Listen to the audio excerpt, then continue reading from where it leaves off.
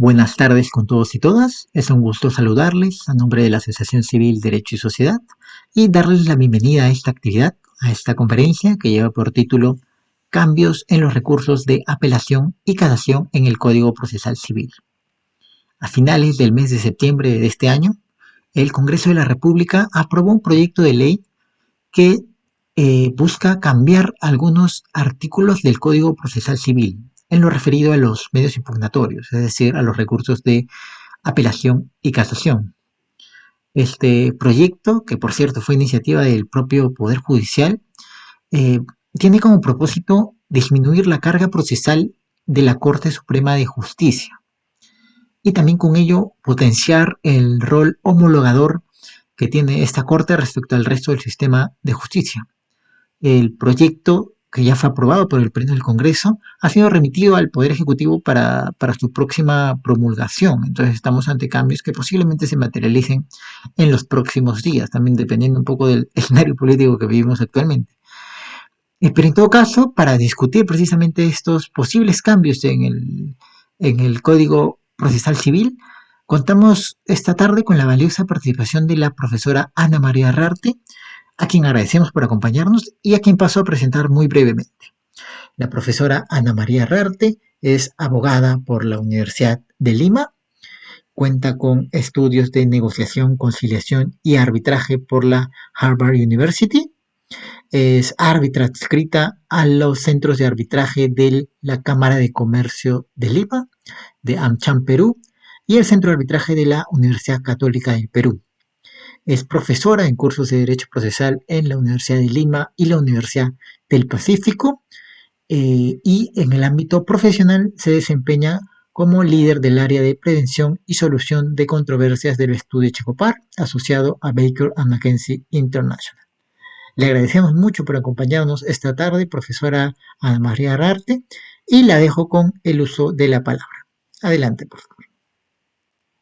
Muy buenas tardes a todos, primero que nada, y muchísimas gracias por la invitación a Derecho y Sociedad que me da esta oportunidad de compartir algunos temas y de repente también algunas preocupaciones, ¿no? Creo que es importante conocer este proyecto que probablemente sea ley muy pronto y saber en todo caso no solo cuáles son las modificaciones, sino si estas son acertadas o no, si estamos en la ruta correcta o hay algo que se pueda hacer y que se pueda remirar, ¿no? Eh, Voy a hacer una suerte de síntesis de lo que se viene proponiendo y allí les voy a ir alcanzando mis comentarios. Bueno, la siguiente, por favor, y empezamos con cuáles son los objetivos de esta reforma. Un poco por qué se da la reforma. Como bien lo ha señalado ya Manuel, el objetivo principal de esta reforma está ubicado en lo que está indicado en rojo: evitar la sobrecarga procesal de la Corte Suprema. Y creo que esto es algo que está fuera de discusión, o sea, todos lo vivimos, todos sabemos que esta es una situación absolutamente real y también lo que origina esta sobrecarga, ¿no? La sobrecarga trae consigo una afectación severa a los derechos a la tutela jurisdiccional de todos los justiciables, que pasa por tener una decisión oportuna. La celeridad de los procesos en trámite es algo que está claramente afectada. Todos los que litigamos sabemos que cuando un caso llega a la Suprema no va a demorar menos de un año y medio en adelante, ¿no? Por otro lado, también es importante señalar que este intento, que vamos a ver si es positivo y es fructífero, de descongestionar la carga que tiene la Corte Suprema, colabora efectivamente para que la Corte Suprema cumpla el rol para el que está previsto, la casación. Concretamente, que cumpla esta función pedagógica de saber cuál es la correcta aplicación del derecho, cuál es la correcta interpretación que debe darse a las normas del ordenamiento jurídico, y de alguna manera esto genera también niveles de predictibilidad, de modo que los justiciables tenemos claro en qué casos tiene sentido recurrir en casación ante la Corte Suprema, en qué casos tiene sentido impugnar, porque se puede obtener una decisión adversa, y evitemos así que se genere lo que está pasando hoy, que probablemente debido a esta sobrecarga no existe la posibilidad de que se emitan decisiones que creen jurisprudencia, que sienten criterios y se evite estos pronunciamientos contradictorios respecto a los mismos temas, cosa que lamentablemente sí viene pasando. Estos problemas de sobrecarga están originados por diferentes motivos.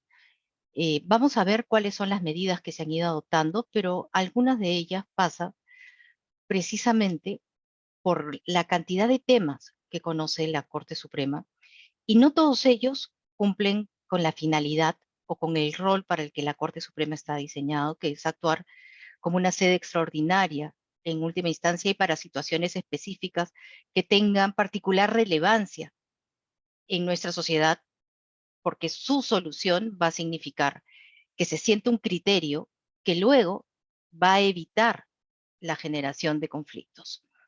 Y aquí, por ejemplo, solo voy a dejar sentado, porque no es el tema de esta exposición, uno de los puntos relevantes que ha sido anotado incluso en la exposición de motivos que dio origen a este proyecto, es que existe una carga importante, entre 10 y 15% de la carga que tiene la Corte Suprema, según se indica. Esto el año pasado, respecto específicamente del conocimiento de los procesos de revisión en los procedimientos de ejecución coactiva. Entonces, la idea va a ser eliminar esta carga que ya va a significar, por lo menos, una suerte de respiro que va a permitir concentrarse en otros temas más relevantes. Pero veamos qué otras medidas son las que se vienen adoptando, que son la materia de nuestra conversación de hoy, vinculados específicamente a la apelación y al recurso de casación. Veamos la siguiente, por favor. Empecemos por los cambios del recurso de apelación. Los cambios en el recurso de apelación, yo creo que básicamente podemos definirlos o clasificarlos como los más relevantes en tres, ¿no? Primero, que se elimina el traslado de la apelación. Y esto es particularmente importante. ¿Por qué?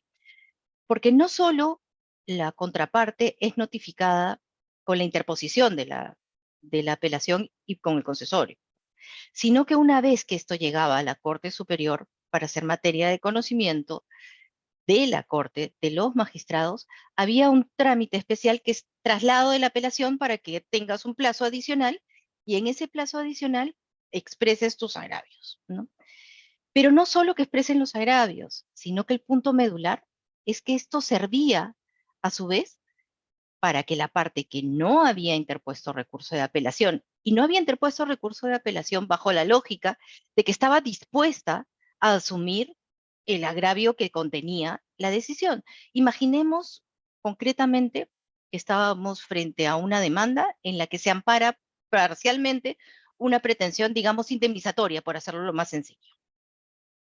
Y se había pedido 100, la Corte finalmente, la decisión en primera instancia dice, ok, que se pague 80. Eso es lo que corresponde. Finalmente puede ocurrir perfectamente que una parte decida no impugnar porque está dispuesta a sufrir el agravio de estos 20 que no le concedieron. Pero sin duda la contraparte va a presentar apelación, cosa que ocurre. El punto es, ¿allí tenía sentido la incorporación de la adhesión a la apelación? ¿Qué cosa es la adhesión a la apelación? Yo no impugné dentro de mi plazo porque iba a soportar el agravio, estaba dispuesta a soportar el agravio, pero la otra parte sí lo hace.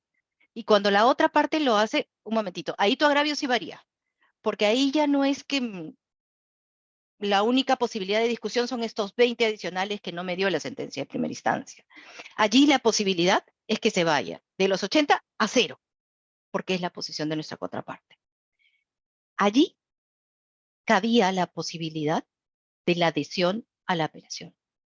Y esta adhesión de la apelación, lamentablemente, como venía ocurriendo, es que simplemente era una segunda oportunidad para presentar un recurso de apelación. En otras palabras, quien no apeló podía guardarse la apelación y luego tenía una apelación 2, una segunda oportunidad para apelar, un nuevo plazo para apelar a través de la adhesión.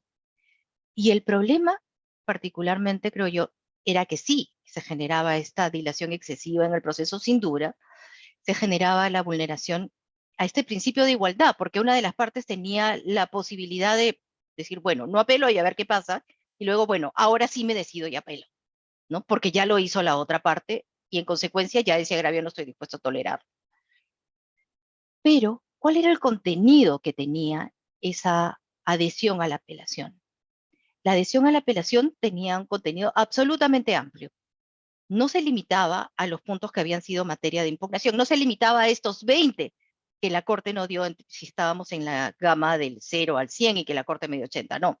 Ahí yo podía entrar a discutir cualquier otro concepto, no solo lo que había sido impugnado por la contraparte, evidentemente teniendo un agravio propio, sino que la adhesión a la apelación iba hacia todo. Se reabría otra vez un plazo para que se presenten todas las impugnaciones que considerara pertinente la parte que originalmente no lo había hecho.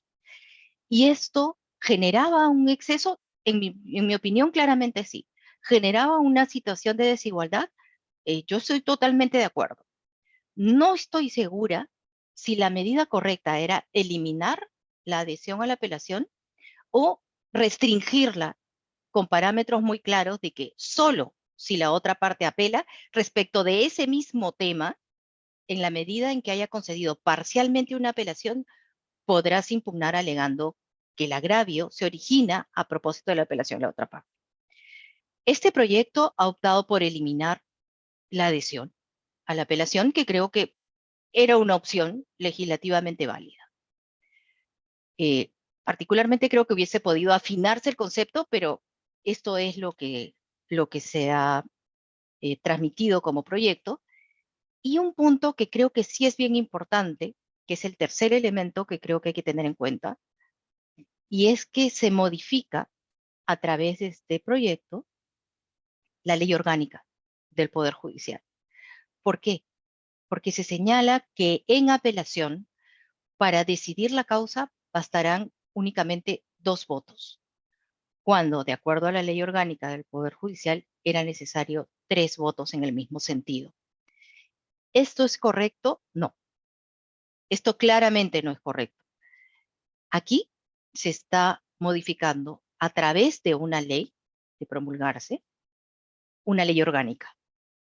Hay un problema claro de jerarquía normativa y creo que esto sí es un vicio que debe ser corregido. Y si no es corregido, va a generar problemas claros porque se trata de una norma que está afectando una de rango superior como es una ley orgánica. Entonces, sí creo que ojo a este punto que va a generar controversias posteriormente si es que no se hace a través o se convalida o se regula a través de una modificación a la ley orgánica del Poder Judicial. La siguiente, por favor. Estos son los principales cambios en la apelación, pero veamos ahora los cambios en el recurso de casación. Y como ya dijimos, ¿cuáles son los objetivos? El principal objetivo, y ese es el norte de todo el proyecto, es eliminar el número de casos que llegan a la Corte Suprema, ¿no? Y con esto, el objetivo es generar mayor celeridad en la tramitación y en las decisiones y en la justicia de las decisiones. Mi única preocupación, y creo que es correcto generar filtros para que llegue a la Corte Suprema lo que debe llegar de acuerdo a los parámetros de uniformizar la jurisprudencia, de cumplir con este rol preventivo, de predictibilidad. Pero mi duda es si no estamos trasladando el problema de la Corte Superior, de la Corte Suprema a la Corte Superior. Y más bien, este cuello de botella ya no va a ser el cuello, sino que va a estar más abajo, digamos que por la cintura de la botella. Pero el problema va a seguir existiendo, ¿no? Ahora, para la Corte Suprema, de alguna manera se aligera la carga, puede haber mayor celeridad en los procesos, y esto tiene como objetivo generar una menor carga y con eso mayores posibilidades de que la Corte pueda tomar decisiones bastante más orgánicas, ¿no? Bastante más pensadas en la lógica de precedentes, de generar una jurisprudencia uniforme, de generar predictibilidad. La razón que se nos expone en la exposición de motivos es que la carga no lo permite actualmente. Y eso está determinando que las decisiones que se adoptan sean variopintas respecto de exactamente un mismo tema con el cual la razón de ser de la casación sin duda nos está presentando. Y un tema bien importante es que se está remarcando que el acceso a la Corte Suprema no es un derecho vinculado a la pluralidad de instancias. Concretamente, el acceder a la Corte Suprema tiene un carácter excepcional y extraordinario que trasciende al litigio entre una parte y otra y a los intereses particulares. Y trasciende porque lo que busca es uniformizar criterios que generen predictibilidad a nivel de la sociedad. Y con esto, el nivel de controversias que llegan a un litigio también disminuya. La siguiente, por favor. ¿Cuáles son estas medidas esenciales? Y luego vamos a ir analizando cómo funciona. La primera tiene que ver con qué órgano se va a encargar de hacer una primera revisión, un primer filtro. Y a esto me refería con el cuidado de que no se esté trasladando el problema de la Corte Suprema a la Corte Superior, ¿no? Concretamente, ahora, la interposición del recurso se va a realizar ante las Cortes Superiores y son las Cortes Superiores quienes van a revisar el cumplimiento de los requisitos de admisibilidad del recurso de casación. Esto es un cambio, sí, fundamental. Sabíamos que antes las Cortes Superiores no realizaban ningún tipo de análisis, más allá de si se cumplían o no se cumplían los requisitos de admisibilidad y procedencia del recurso. La Corte Superior no tenía alternativa que dar trámite al recurso de casación y que sea la Corte Suprema quien finalmente iba a determinar si se admitía o no finalmente en la calificación de la procedencia. Y aquí creo que sí es bien importante tener en cuenta que este filtro previo puede ser útil. Puede ser útil porque no podemos desconocer que sí existían situaciones donde litigantes maliciosos decían, mira, no importa, aunque no cumpla el requisito, tú interpon nomás la casación, porque la casación suspende el efecto de la decisión de la Corte Superior. Aunque no cumpla los requisitos, ya llegamos a la Suprema y con eso ya ganamos 1 año y medio. Y terminaba siendo lo que no queremos precisamente, que es este premio a la cultura de incumplimiento. No importa, el aparato jurisdiccional termina sirviendo para dilatar el cumplimiento de una decisión. Y con eso se genera una suerte de premio a la cultura de incumplimiento, que es precisamente lo que se quiere evitar. Por otro lado, otro cambio que creo que es importante es que ahora solo entenderemos que llega a casación determinadas controversias en función de la cuantía que éstas tengan. Es lo que se llama summa gravaminis. O sea, no todas las controversias. Hay un parámetro mínimo que lo vamos a analizar a continuación, una cuantía para determinar qué es lo que llega en casación y qué no. Ahora, podría considerarse, ¿es constitucional colocar este filtro en función de la cuantía? ¿Es correcto o se está afectando un derecho a la tutela jurisdiccional? Un derecho, ¿por qué?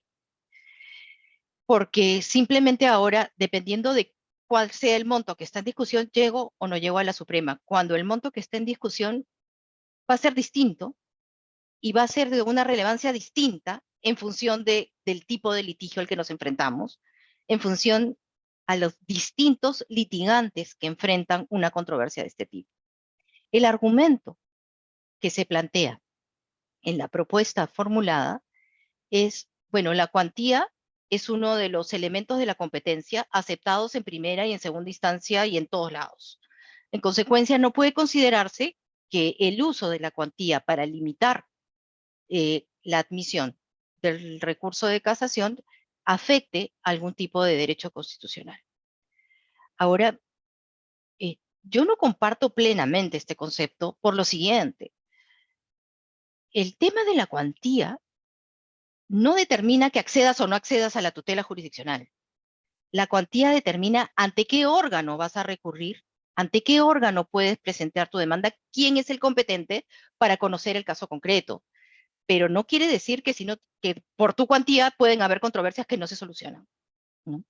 Entonces, este es un criterio que creo que es importante ponderar, tener en cuenta cuál era la menor afectación posible para lograr un fin mayor. Si el resultado es positivo, entonces esta medida podrá ser considerada una medida proporcional, correcta o razonable. Otro aspecto medular en los cambios en la casación están referidos a lo que denomina la técnica procesal del doble conforme. ¿Qué significa esto? Que si existe una decisión en primera instancia que es confirmada por la Corte Superior, en ese escenario no cabe interponer recurso de casación. El recurso de casación no se podrá interponer cuando existen dos decisiones ratificadas, o sea, primera instancia y segunda en el mismo sentido. Y este es un cambio, sí, bien radical en toda la lógica con la que funciona o ha venido funcionando el recurso de casación hasta este momento. Veamos poco a poco cada uno de estos elementos. La siguiente, por favor. Veamos los requisitos de admisibilidad. Y esto es importante porque dijimos, los requisitos de admisibilidad ahora van a ser calificados y revisados por las Cortes Superiores. ¿Y qué es lo que va a revisar la Corte Superior?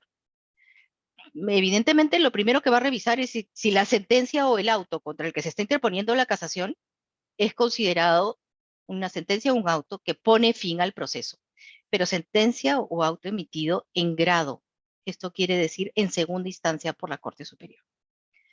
Yo creo que antes de este proyecto tampoco se podía ir en casación cuando lo que había ocurrido era una anulación, un pronunciamiento que anulaba la primera instancia o anulaba incluso el proceso. Sin embargo, ahora se dice expresamente. ¿Y por qué no va a la anulación? Porque la anulación no pone fin al proceso. Lo que hace es retrocederlo. Es retrocederlo al momento en el que se produjo un vicio que genera la lesión de las partes al derecho fundamental a un debido proceso. Pero no quiere decir que ponga fin al proceso, simplemente lo retrocede. ¿Qué otra cosa va a revisar la Corte Superior? Va a revisar, bueno, evidentemente el cumplimiento del plazo, que todos lo conocemos, si se ha presentado la tasa, si no se ha presentado la tasa que corresponde, hay un plazo de 3 días para la subsanación. Ahora, es importante que también se va a verificar cuál es el análisis que se está realizando, qué causales casatorias se están invocando. Y si se invoca, por ejemplo, que existe una aplicación errónea, una aplicación indebida, o una inaplicación, o una interpretación errónea, lo que corresponde no solo es denunciar y fundamentar cada una de estas causales, sino también decir cuál es la interpretación correcta, en qué consiste la indebida aplicación del derecho y decir cuál es el derecho aplicable al caso concreto. Pero lo que va a revisar la Corte Superior no es el contenido de esto, sino que la forma del recurso que cumplan con el requisito de la fundamentación. Y aquí, este es el primer gran filtro para la casación. Y creo que sí es bien importante saber que ahora el filtro está en la Corte Superior, el filtro inicial, al menos. Vamos a ver que luego continuaremos con este nivel de análisis inicial sobre la procedencia con los demás recursos. La siguiente, por favor. Muy bien. Ahora, ¿quién va a hacer este análisis de la procedencia? Ya no la admisibilidad, sino la procedencia. Y va a seguir haciéndolo quien lo realiza ahora, que es efectivamente la Corte Suprema. La Corte Suprema evidentemente va a realizar el primer análisis de si las sentencias o autos contra los que se interponen son casables. Esto es, si ponen fin a la instancia. Y luego también se incorpora el requisito. Dijimos que ahora la cuantía también iba a ser un filtro. Concretamente se ha previsto la posibilidad de que sean 500 URPs, esto es más o menos 230.000 soles, la pretensión que es materia de impugnación a través del recurso de casación o que sea inestimable en dinero. Ahora, ¿qué otra cosa se solicita? Que se revoque en todo o en parte la decisión de primera instancia. Esto así es la forma como se concreta el tema de la técnica de la doble aprobación. ¿Okay? Aquí lo que dice, si confirma la decisión de primera instancia, en ese caso ya no cabe la posibilidad de ir en casación. Ahora, se ha previsto también una situación excepcional y extraordinaria. Esto no es nuevo. Esto no es nuevo en tanto lo teníamos previsto y lo tenemos previsto en casación, en el artículo 392A, que señala si la Corte Suprema considera necesario la revisión del caso, a pesar de que no cumpla con los requisitos, por ejemplo, de cuantía o los previamente señalados, a pesar de ello, puede decidir que conoce del caso, pero para eso tendrá que fundamentar por qué es necesario resolver ese caso en tanto va a generar o va a redundar en un desarrollo jurisprudencial que va a ser útil para prevenir y para generar predictibilidad en los conflictos que se presentan a futuro, porque existe un problema que en la sociedad se vuelve relevante y requiere de un análisis especial. Esto no es en estricto lo que se conoce como certiorari, pero sí tiene que ver con eso, sí tiene que ver en la medida que la Corte puede decidir que determinado caso lo conoce en función de la trascendencia social que va a tener la solución de ese tipo de controversias, a pesar que no cumpla con los requisitos de procedencia establecidos en la norma. La siguiente, por favor. Pero un punto que también es relevante es no solo se ha regulado los requisitos de admisibilidad que los ve la Corte Superior, los requisitos de procedencia que los ve la Corte Suprema, sino también se ha establecido, y creo que aquí es donde se pone más énfasis, en cuáles son los supuestos de improcedencia de la casación, cuando no cabe en casación. Y un supuesto que se ha indicado es cuando no se cumplan las causales o los requisitos de admisibilidad o procedencia. Mi preocupación, y creo que aquí hay que tener mucho cuidado, es con el punto específico de incumplir con las causales. ¿Qué significa esto? Mucho cuidado. Lo que no puede significar es que vía procedencia del recurso terminen analizando el fondo de la casación. Ese no es el propósito. Más aún si, como vamos a ver posteriormente, la casación va a ser materia de una audiencia, el tema de fondo. ¿Okay? Aquí, lo que está diciendo cuando habla de incumplir de las causales, en mi opinión, no puede ser algo distinto que la verificación de si está adecuadamente sustentado, adecuadamente motivado, precisando no solo cuáles son las causales, sino además cómo debe ser la correcta aplicación y la correcta interpretación. No si tiene razón o no tiene razón el justiciable cuando impugna.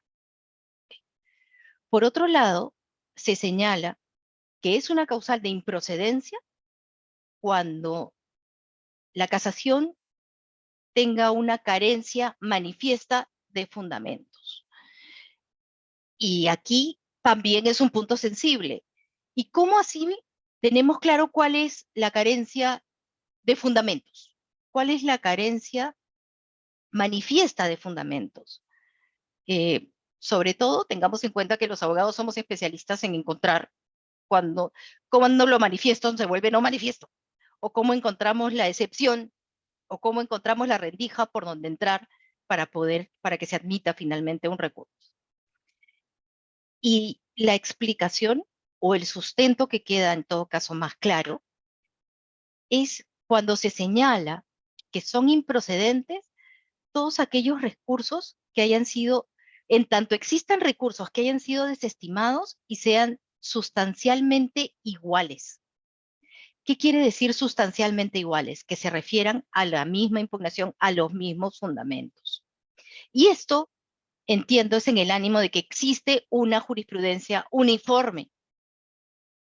A la fecha, es muy difícil poder indicar si existe una jurisprudencia uniforme respecto a determinados temas, porque probablemente no exista, y todos somos conscientes de eso. Pero aquí la idea es descargo a la Corte Suprema para que pueda precisamente cumplir este rol. Y la idea es, si ya sabes que existen pronunciamientos en este sentido que desestiman el recurso, no cabe su interposición, salvo que se fundamente en este caso por qué no voy a seguir esa corriente, por qué no voy a seguir ese criterio uniforme que ha desestimado la casación en otras oportunidades. Es imprescindible fundamentar el apartamiento y para que la Corte lo admita, también deberá fundamentar por qué este caso sí justifica que sea materia de casación, a pesar que hay otros que, por lo menos en apariencia, respecto del mismo tema, ya han sido desestimados. Por otro lado, ¿qué otras improcedencias se han generado?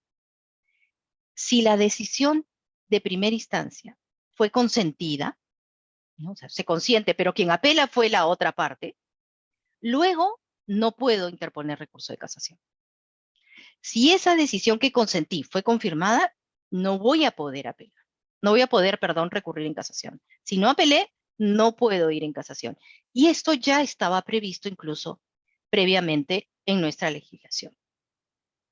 Tampoco, o sea, no solo es requisito que haya impugnado, que no haya consentido en primera instancia, sino además que las violaciones que se invocan, si tuve la oportunidad de invocarlas en la apelación, tengo que haberlo hecho. Tengo que haberlo hecho. Si no lo hice, tampoco es posible recurrir en casación. No solo tengo en todo caso que no consentir, debo impugnar en apelación previamente y los vicios que estoy denunciando en esa apelación, luego solo podrán ser invocados en casación si los dije. No si no me di cuenta, no si no aparecieron, mucho menos si me los guardé. Para resolver el tema de la procedencia o improcedencia de la casación, se van a requerir solo 3 votos de los 5 que conforman la sala. La siguiente, por favor. Ahora tendremos el tema de las causales de casación. Las causales que han sido adaptadas, un poquito afinadas, algunas de ellas, y veamos realmente qué tan útil es este desmenuzamiento de causales, ¿no? Por un lado, la primera causal se refiere a la inobservancia, a la indebida o errónea aplicación de las garantías constitucionales. Entiendo que bajo esto está esencialmente el tema del debido proceso instrumental, ¿no? Que es la principal garantía, que es materia de invocación en este tipo de recursos de casación, ¿no? Ahora, sí creo que es importante tener claro cuál va a ser la interpretación que se le va a dar a las garantías constitucionales. Estamos hablando del debido proceso. Dentro del debido proceso estamos hablando de todas las garantías. Existen otras garantías constitucionales como la de tutela jurisdiccional, de acceso a la tutela jurisdiccional, que puede haberse afectada y que puede invocarse. Yo creo que aquí esta causal va a requerir ser afinada en todo caso por el propio pronunciamiento de los órganos jurisdiccionales, en este caso de la Corte Suprema. Por otro lado, se señala como segunda causal la inobservancia de normas procesales sancionadas con nulidad.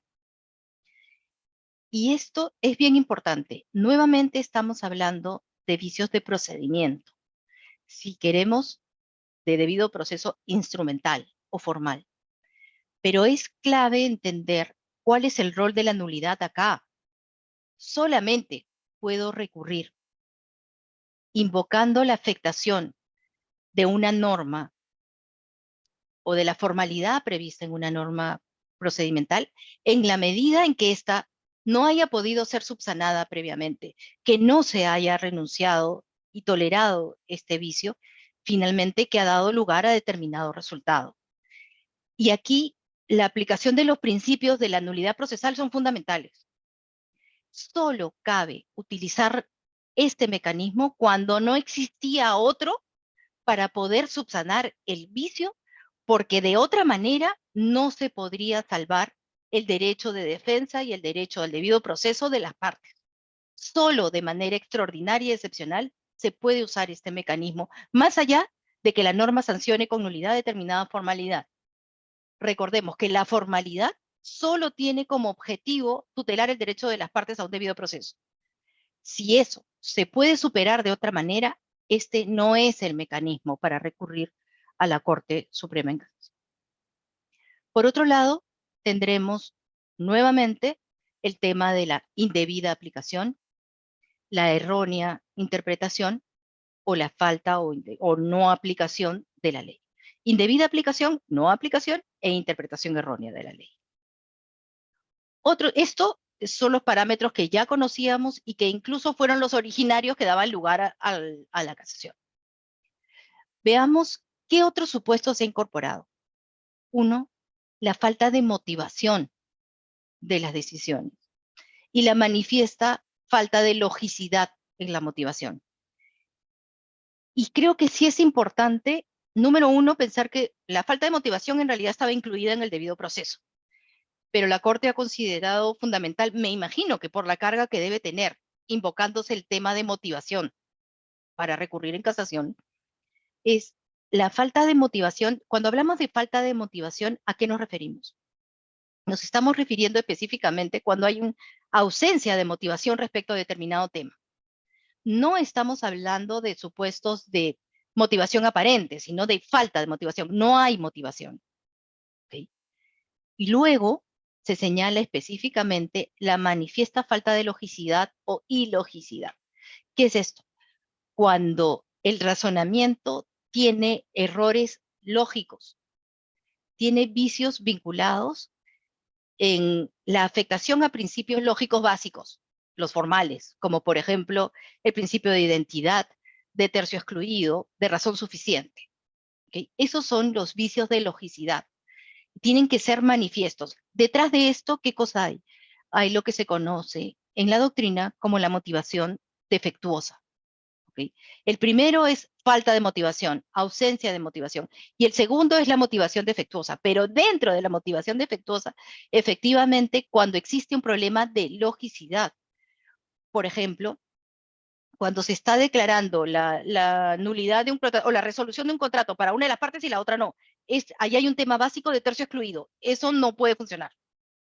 En ese escenario de tercio excluido, estamos frente a un problema lógico de falta de motivación coherente, de debida motivación, en otras palabras, de motivación defectuosa. ¿Esto hubiese podido considerarse dentro del debido proceso? En mi opinión, sí. Sin embargo, entiendo que por la carga y la materia y la recurrencia de esta causal, es que se ha optado por una regulación específica. Luego vamos a ver que esto además tiene otras consecuencias. Y luego se señala como causal el apartamiento de decisiones vinculantes del Tribunal Constitucional y de la Corte Suprema. En el caso del Tribunal Constitucional, sí existen decisiones vinculantes en una serie de temas, en la Corte Suprema bastante menos en realidad, y el propósito es que a través de todos estos mecanismos se genere en la Corte Suprema alguna suerte de respiro para que pueda precisamente lograr tener un mayor número de jurisprudencia uniforme vinculante, porque esto es el principal filtro, y no solo es el principal filtro, sino que permite la predictibilidad en quién va a recurrir en casación para saber cuándo va en casación y cuándo no tiene sentido. Y esto además puede generar hasta la imposición de multas a quien interpuso un recurso de casación, pese a que existe precedentes claros que determinan que no corresponde su interposición. Excepcionalmente, como hemos visto, también podrá fundamentarse cuando la particularidad de un caso concreto, por la trascendencia que puede tener no solo para los justiciables, no solo para los intereses particulares de ese proceso, sino para el interés social, para que se resuelva esto en una sociedad porque la relevancia es importante para la convivencia social, en ese caso cabe que pese al incumplimiento de los requisitos, la Corte Suprema opte por su conocimiento. La siguiente, por favor.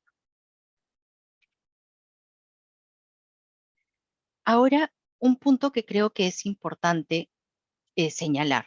Un punto que es importante señalar es este nuevo rol que va a existir respecto de lo que conocíamos como la vista de la causa.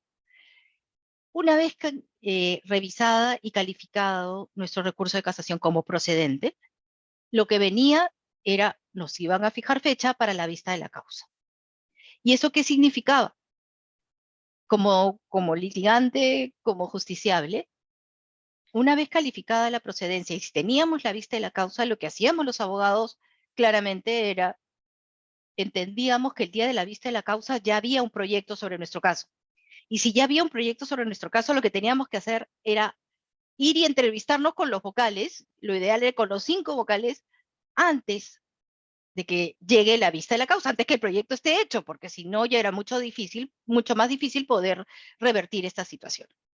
Bueno, esto claramente es lo que se trata de evitar, esta congestión en las visitas y en las entrevistas con los vocales, y fíjense que puede ser un tema semántico, pero creo que sí es particularmente útil, y señala la vista de la causa ahora es una audiencia casatoria.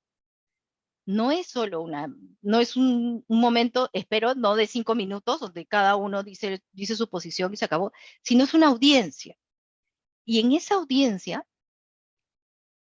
las partes van a sustentar por qué están recurriendo en casación o por qué se opone a la interposición del recurso de casación la contraparte, y es función de la Corte realizar el interrogatorio que corresponda pertinente para conocer el recurso de casación y cuál es el sustento del recurso de casación. No es una vista de la causa, repito, es una audiencia casatoria. Por eso es que no es necesario pedir el uso de la palabra. No solo no es necesario, sino que tienes que ir porque es una audiencia. Y tan tiene que ir ambas partes que si no concurren, o si no concurre la parte que formula el recurso, lo que va a ocurrir es que este se va a declarar improcedente. Es más o menos la misma sanción de lo que ocurre cuando no comparece a una audiencia las partes, ¿no? En este caso, si quien no va es precisamente quien interpuso el recurso, la consecuencia es que se va a declarar improcedente el recurso de casación. Y este sí es un cambio fundamental. Este es un cambio bien importante que creo que no podemos dejar de tenerlo presente. La siguiente, por favor. Respecto de la competencia de la sala, y estamos hablando de la Corte Suprema. El proyecto hace énfasis en los siguientes puntos. Primero, solo tiene competencia para pronunciarse respecto de las causales invocadas. Y aquí es bien importante porque el rigor que se va a exigir o que debería exigirse al momento de elaborar el recurso de casación es fundamental. Y no solo eso, sino porque incluso aquí la Corte va a estar limitada a las causales invocadas y a la forma como han sido invocadas y sustentadas. Se repite un punto que es coherente y es totalmente consustancial a lo que es la casación, y es no puedes entrar a hechos ni pruebas. La sala solo se va a limitar a los hechos que, de acuerdo a la sentencia de la Corte Superior, ya han sido probados. No puede entrar a evaluar o a considerar hechos que no han sido materia de un análisis y prueba previos.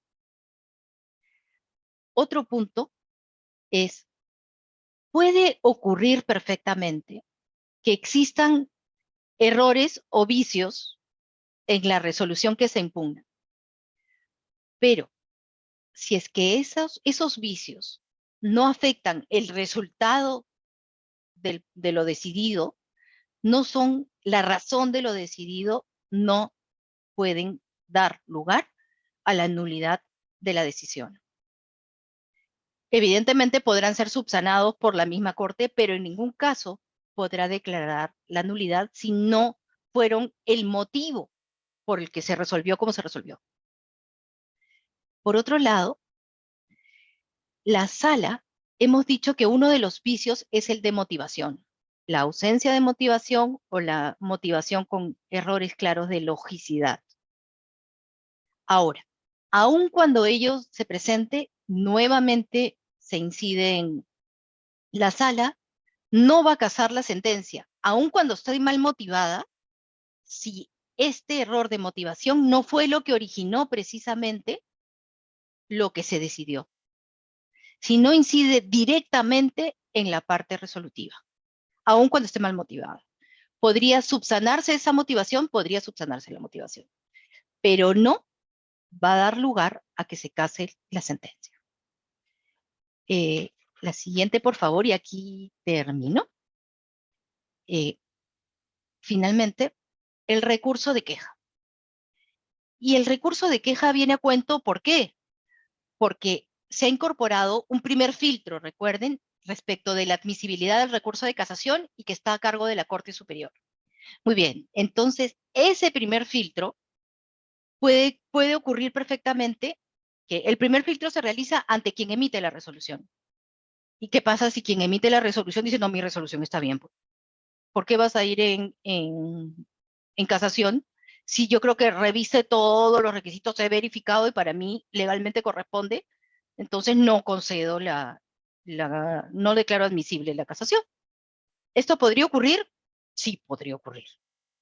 Y en ese caso se ha previsto la posibilidad de ir en queja.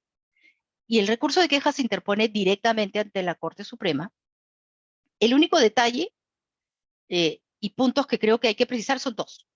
El primero, esto funciona perfectamente si estamos hablando de la inadmisibilidad del recurso porque la calificación la hace la Corte Superior.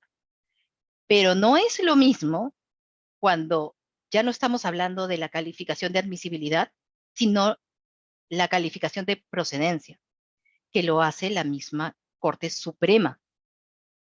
Sin embargo, el proyecto no hace distingo entre admisibilidad y procedencia y simplemente dice que cuando no se concede la casación, corresponde recurso de queja. Y el problema que tiene cuando hablamos de improcedencia específicamente es que aquí no estamos frente a ningún superior jerárquico donde podamos interponer la queja. Tendrá que ser regulado en el sentido de o le quitamos la calificación de procedencia como causal de queja o establecemos un mecanismo para que sea una sala distinta quien determine si cabe o no cabe la queja. Pero creo que naturalmente solo debería corresponder en el supuesto de inadmisibilidad. Y yo creo que ese error de técnica legislativa tiene una particular complejidad, ¿no? Porque el mismo proyecto termina diciendo que ante quién se interpone la Corte Suprema, ¿ante qué sala de la Corte Suprema? Ante la Sala Suprema en el caso respectivo. ¿Qué quiere decir en el caso respectivo? ¿Quiere decir la Corte que corresponda por la materia? ¿Quiere decir la que ha prevenido? ¿Qué es lo que quiere decir?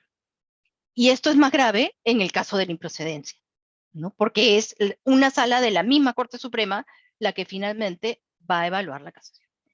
Y con esto sí creo que hemos abordado por lo menos los cambios principales. Con esto acabamos y yo quedo atenta por si tuvieran alguna consulta que formular. Muchas gracias. Muchas gracias a la doctora Ana María Rarte por su muy clara exposición y por tocar los puntos medulares de esta importante reforma que muy posiblemente se materialice en los siguientes días. Eh, Hemos abierto el chat para que los asistentes puedan plantear algunas de sus preguntas. Les pedimos sí que sean breves y también lamentablemente no vamos a poder atender todas por función de tiempo, pero eh, vamos a leer algunas de ellas. A ver, en primer lugar tenemos la pregunta del asistente Max Becker que dice, buenas tardes, el hecho de que no procede el recurso de casación cuando existe fallos de la primera y la segunda instancia en el mismo sentido, ¿no se estaría afectando el derecho a la pluralidad de instancia? Sí, este tema es un tema bien sensible y es uno de los temas medulares en el proyecto. Eh, la lógica es, la Constitución establece el derecho a la pluralidad de instancias y bajo la línea del proyecto es, si tienes ya una sentencia de primera instancia, que has tenido la posibilidad de recurrirla y has llegado en apelación, entonces tu derecho ya se cumplió, porque el derecho era una pluralidad de instancias. Y ahí hay dos y dos es plural. Pero no existe un derecho a una tercera instancia porque la Corte Suprema una no es instancia y solo se puede recurrir por razones extraordinarias y tiene otros fines que además trasciende a los intereses particulares del caso concreto. Sí creo que ese punto de si afecta o no afecta el derecho a la pluralidad de instancias es un tema que está sobre la mesa, pero sí creo que es un punto que bien puede salvarse por lo anteriormente indicado, ¿no? Sí. Muchas gracias, doctora. Ahora hay una pregunta, dice, ¿cuáles serían los criterios que se deben considerar o se deberían considerar para determinar la cuantía? Bueno, los criterios para determinar la cuantía, se ha establecido expresamente cuál es la cuantía, que son, si no me equivoco, ahorita tengo acá 500 URPs, ¿no? Entonces dice, por 500 URPs, o sea, estamos hablando, ahora dice, pretensiones mayor a 500 URPs o inestimable en dinero. Ese es el criterio de cuantía para poder acceder a la casación. Y creo que este punto también requiere ser afinado, porque en estricto no es claro si se está refiriendo a la parte impugnada de la pretensión, que esa parte impugnada tenga que tener la cuantía de 230.000 soles, o se está refiriendo a la pretensión que fue materia desde la demanda. Aparentemente, como dice pretensión, estaría hablando de la controversia, en realidad la pretensión desde la demanda. Ese es el criterio que se ha fijado. eh, Tal vez creo que sería útil que sea materia de ser afinado para o corroborar el criterio que efectivamente es la pretensión de la demanda o es la diferencia o el agravio que se produce respecto a la impugnación, ¿no? Gracias, doctora. Aquí hay otra pregunta. Dice, la Corte Superior, al calificar la admisibilidad del recurso de casación, ¿puede aplicar la excepción de casos de trascendencia para el desarrollo jurisprudencial o solo corresponde a la Corte Superior? Sí, yo creo que el punto es, si cabe esa excepción, si cabe la excepción, tendría que estar planteada desde que se interpone el recurso. En mi opinión, lo que tiene que hacer la Corte Superior al calificar la admisibilidad no es ver si efectivamente este es o no un caso que amerita su conocimiento por la necesidad de desarrollo jurisprudencial.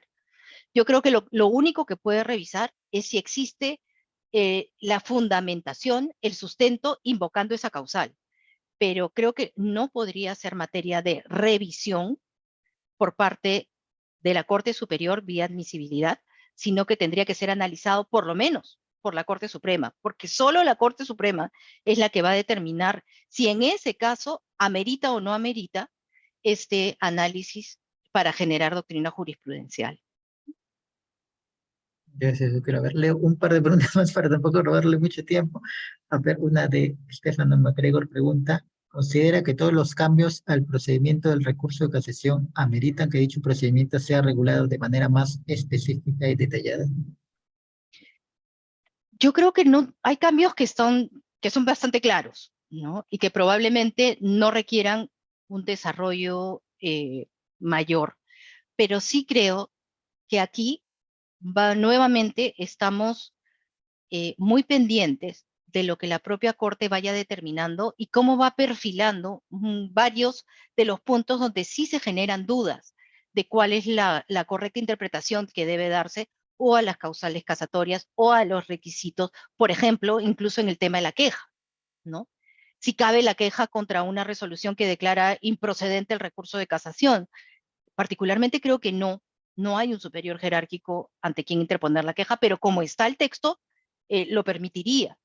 Entonces sí creo que en esos supuestos va a ser fundamental un desarrollo mayor que precise el alcance de estas normas, de estos supuestos, que finalmente serán determinantes para ver si este mecanismo funciona o no funciona para el propósito para el que ha sido creado.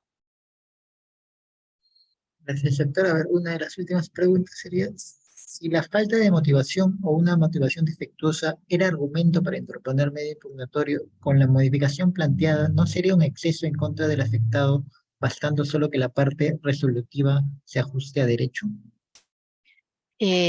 Bueno, creo que sí es importante no perder de vista que cualquier vicio que sea denunciado vía casación solo puede ser amparado si redunda en el resultado de la decisión, si fue la razón por la que se resolvió como se resolvió. Y creo que eso no excluye a la motivación. ¿Okay? En cualquier escenario, un vicio de motivación, si es que tiene una ausencia de motivación o un problema de logicidad, creo que tiene que ser subsanado por la Corte. Pero eso no quiere decir que se va a anular la decisión si es que no fue el motivo por el que se decidió lo que se decidió. Puede ocurrir perfectamente que existan algunas materias que redundan en argumentos y donde puede existir un problema de logicidad, pero no son el sustento principal de lo decidido. O sea, si quitáramos esa argumentación incorrecta y el resultado fuese el mismo, allí no cabría casar la decisión. En consecuencia, no cabría anularla, ¿no? Esa entiendo que es la lógica del proyecto, ¿no? Gracias, doctora. Y le leo una última pregunta y dice, ¿por qué se sanciona a la parte rechazando el recurso por inasistencia del abogado si el artículo 203 del CPC se refiere a la inasistencia de la parte y no del abogado? Yo creo que el problema principal por el que se sanciona con la improcedencia es porque estando en casación, la defensa no es sobre hechos.